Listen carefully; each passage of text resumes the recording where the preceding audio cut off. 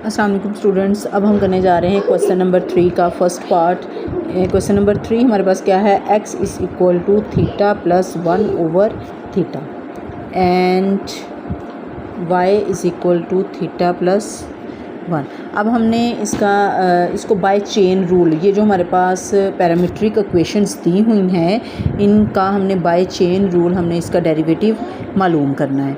ठीक है, तो उसके लिए हम क्या करेंगे, पहले differentiate with respect to theta के लिहाज से इसको डिफरेंशिएट करेंगे बोथ इक्वेशंस। ठीक है, इक्वेशंस इसका आ जाएगा हमारे पास dx ओवर d थीटा।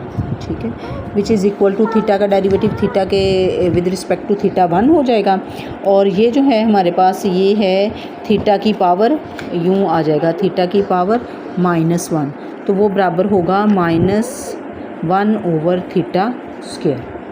ठीक है, तो ये हमने थीटा के लिहाज से इसका डेरिवेटिव कर लिया, और सेम हमने dy ओवर डी थीटा जो है ना वो भी निकाल लेना, उसका आ जाएगा 1 + 0।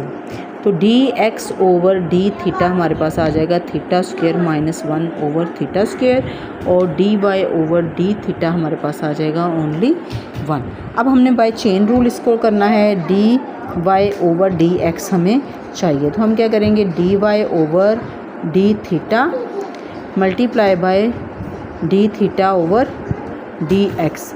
अब हमारे पास dy ओवर डी थीटा की वैल्यू तो 1 है, लेकिन हमारे पास dx ओवर डी थीटा की है, डी थीटा ओवर dx की नहीं है। हम इसको उलट कर देंगे, उसको उल्टा के लिख देंगे, theta square over theta square -1 which is equal to theta square over theta square -1 के इक्वल इसका जो है ना वो हमारे पास फाइनल आंसर आ जाएगा।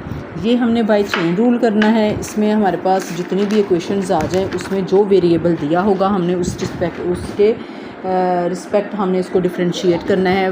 कुछ क्वेश्चंस में टी आ जाएगा, हमने टी के लिहाज से उसे डिफरेंशिएट करना है, और लास्ट पे हमने उसमें चेन रूल लगाकर तो हम उसका डेरिवेटिव मालूम कर लेते हैं। ठीक है, तो अब इसी तरह जो इसका सेकंड पार्ट है उसमें विद रिस्पेक्ट टू टी हम करेंगे।